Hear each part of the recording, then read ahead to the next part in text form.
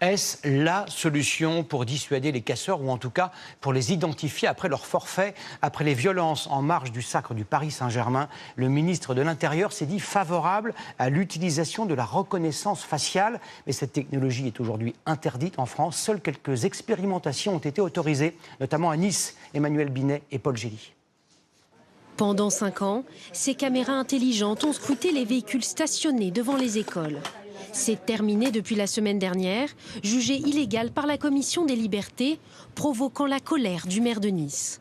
C'est inadmissible de la part d'une autorité qui décide délibérément de mettre en risque et en danger la sécurité des enfants dans notre ville, pour laquelle nous avions pris des dispositions de très haut niveau technologique.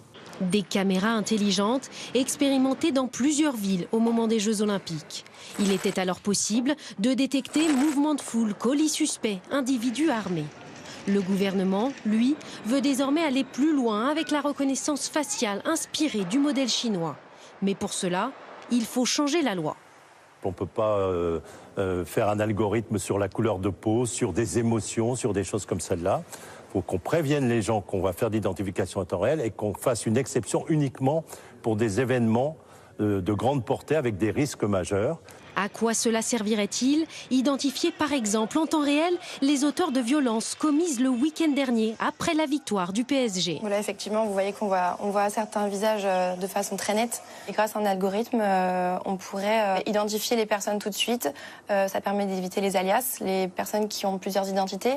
Ça permet de reconnaître la personne tout de suite et de pouvoir intervenir si besoin, oui. Aujourd'hui, ce dispositif existe déjà dans le cadre d'une enquête sur des images enregistrées et pour les personnes déjà fichées. On sélectionne juste son visage, on l'intègre du coup dans notre logiciel et on fait rechercher. Et là, du coup, il nous sort tous les candidats dits potentiels. Le ministère de la Justice veut aller vite. Une réunion sur la reconnaissance faciale se tiendra dès la semaine prochaine.